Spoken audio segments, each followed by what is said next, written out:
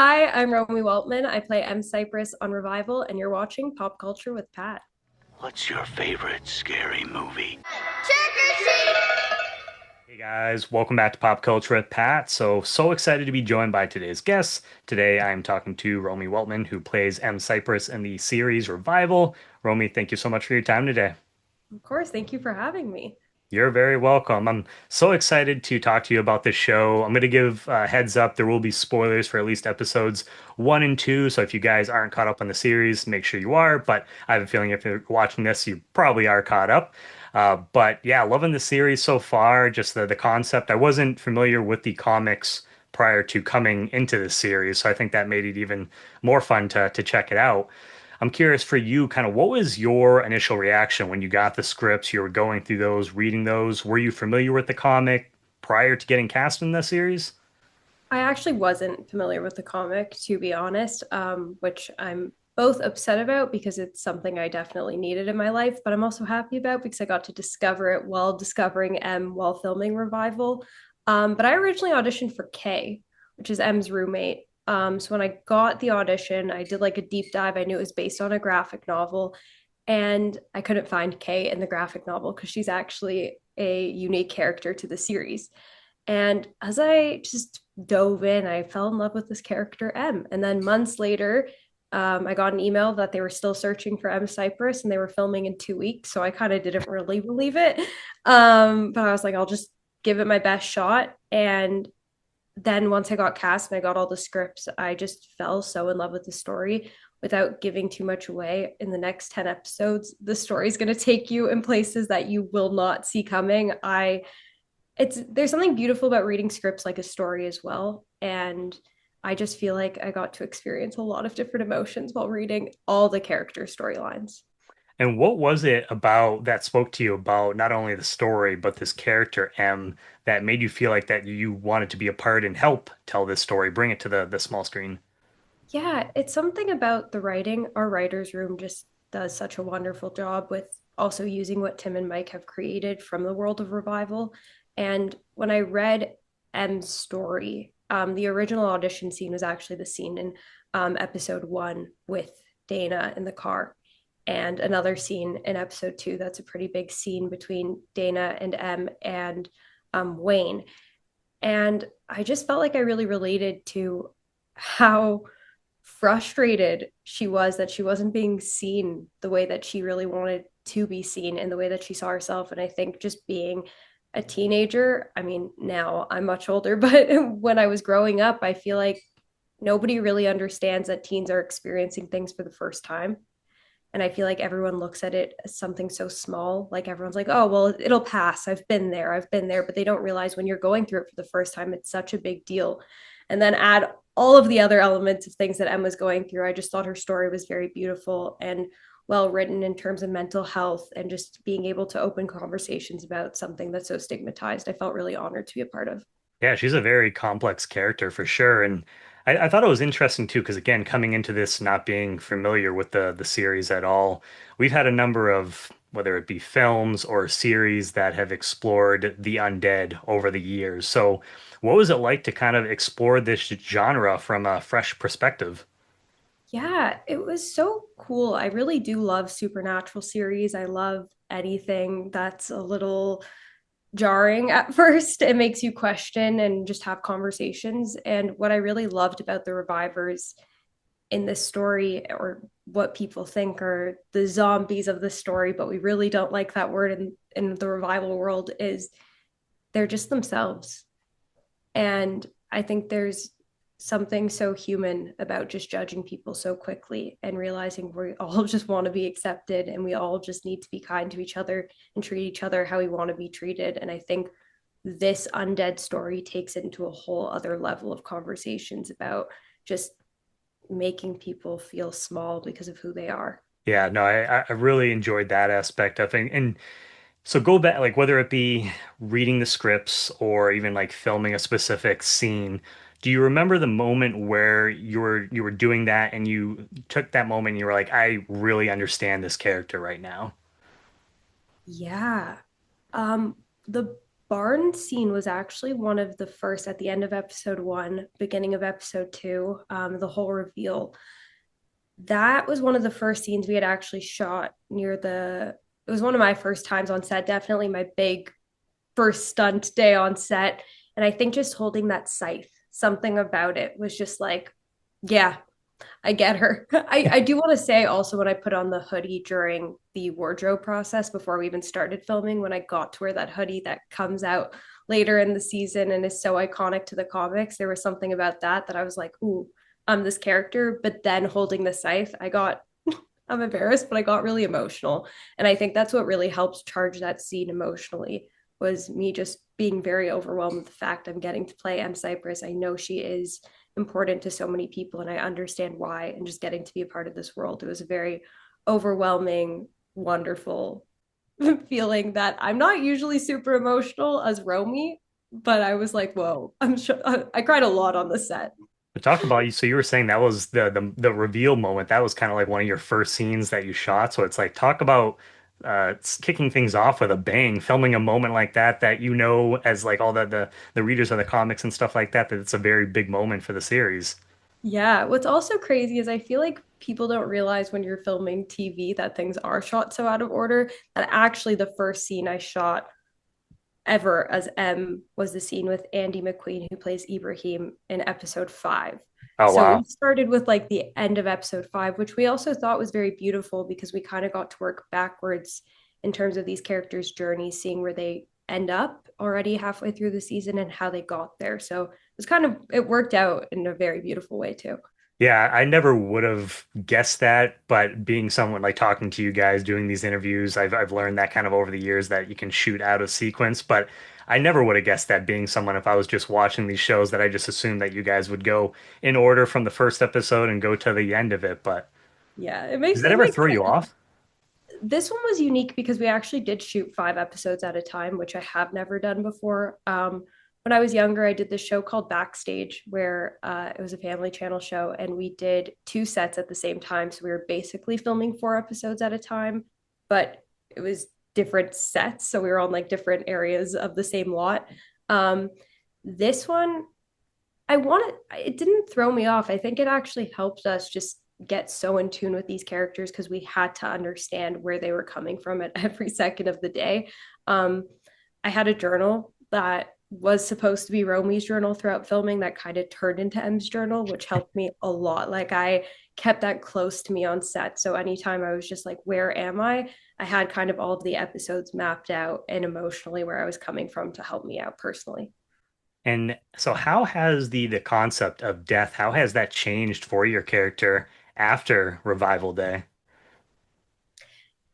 It's interesting because I I have logic that I don't know if M was ever scared of death. Um, I don't think that M saw that as something that she was ever scared of, especially because of her mom. I think there was something always giving her peace about the afterlife because she knew she'd be reunited with her mom, or so she thought. So I think that this version of death to her is a shock, and she feels very selfish. I think like it's hard to accept. It's kind of like survivor's guilt. I do think a part of it is like, why am I living and my mom wasn't? And also, then she's navigating all of these things like her vice and her what she relied on was getting high to deal with her emotions, and now she can't anymore once she's dead. So it's a whole life change dealing with all of these emotions that she's never really had to deal with. Now she has to, along with also then throughout the season it turns into this beautiful journey where she realizes she had to experience this to really feel free and to be herself, and because now she doesn't have this fear of hurting herself or living for other people, she lives for herself now.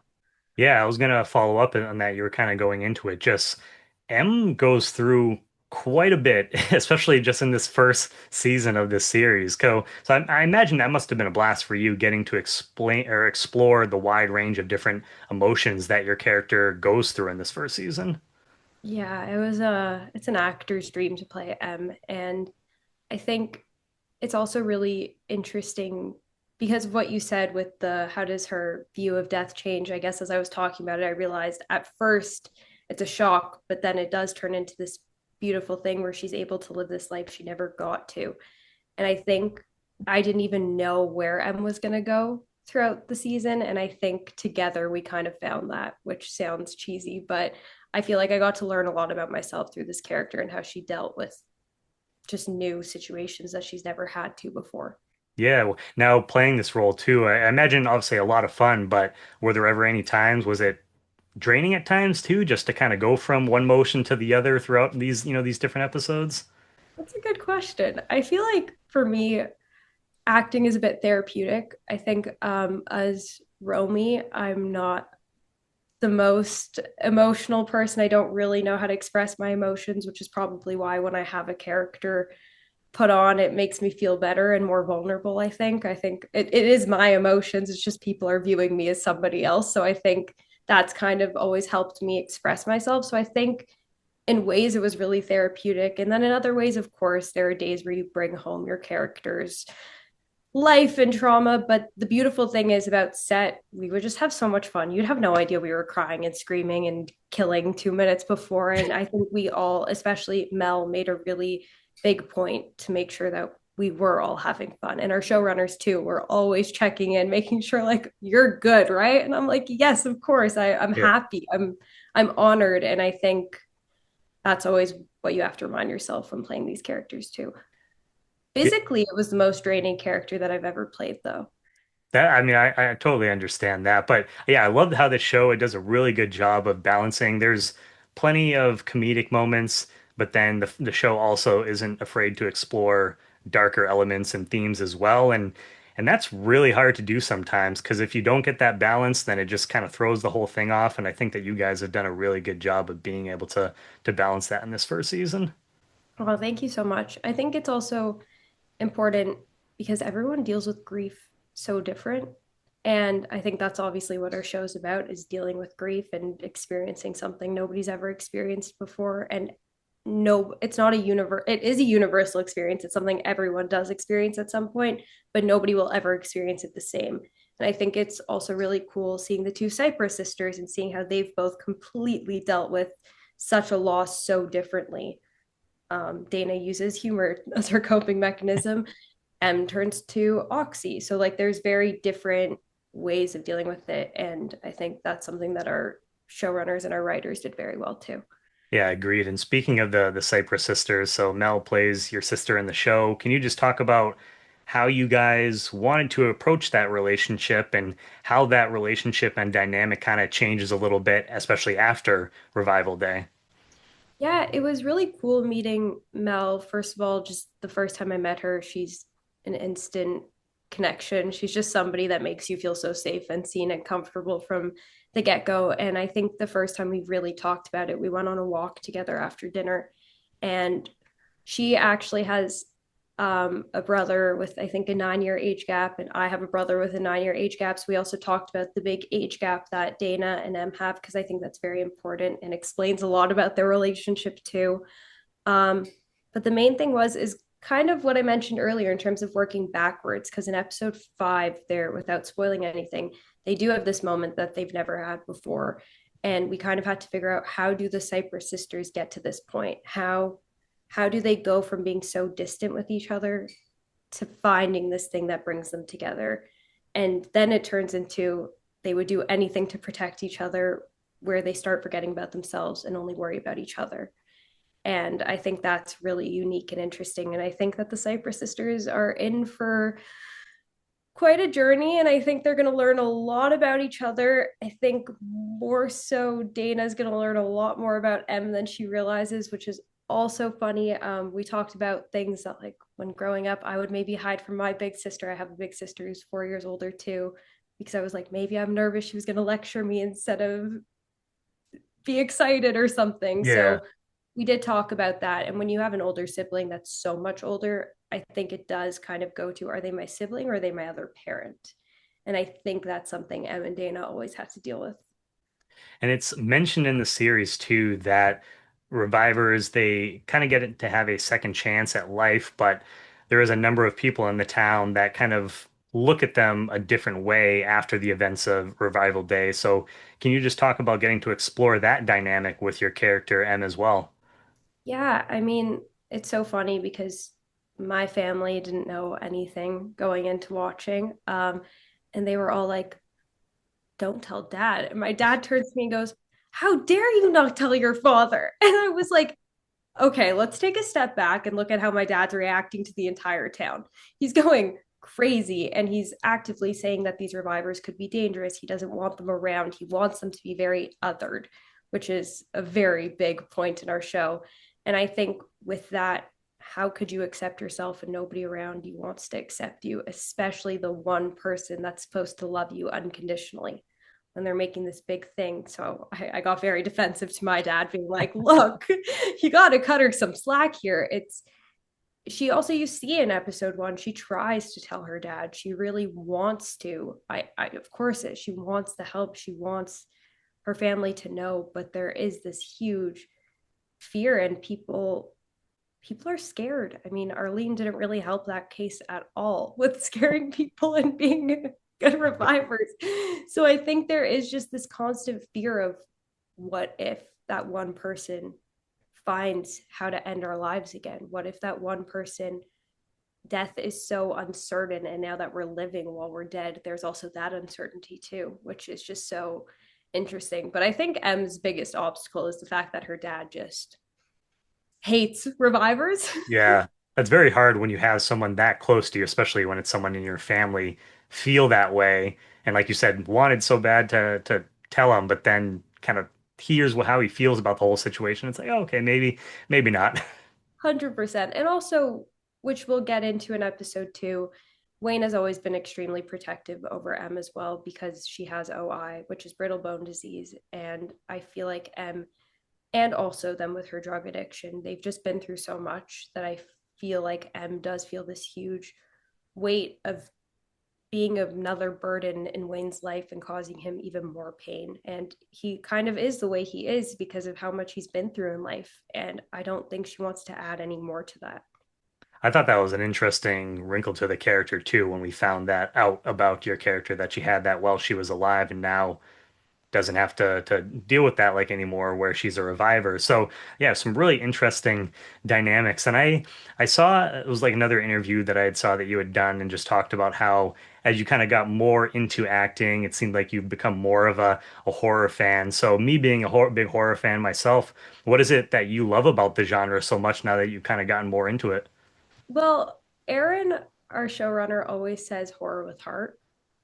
I think that's his production company's line that they use all the time. And I've never heard something more, just it sums it up for me. I'm like, that's true. Horror is such a unique way of telling stories. And I think something about getting you on the edge of your seat. There is always a bit of comedy in horror. And then you get surprised, and there's something about your heart racing a bit. I think also being in film, I hate saying this, but I'm probably not the best person to go watch movies with sometimes because I'm like, ooh, how did they do that? Or like, oh, she did that so well. I want to go back and watch how she activated those emotions. But something about horror, for the most part, I can watch it pretty objectively because I want to be taken on the ride. So Yeah. it's hard once you're in it because you do know how it's made.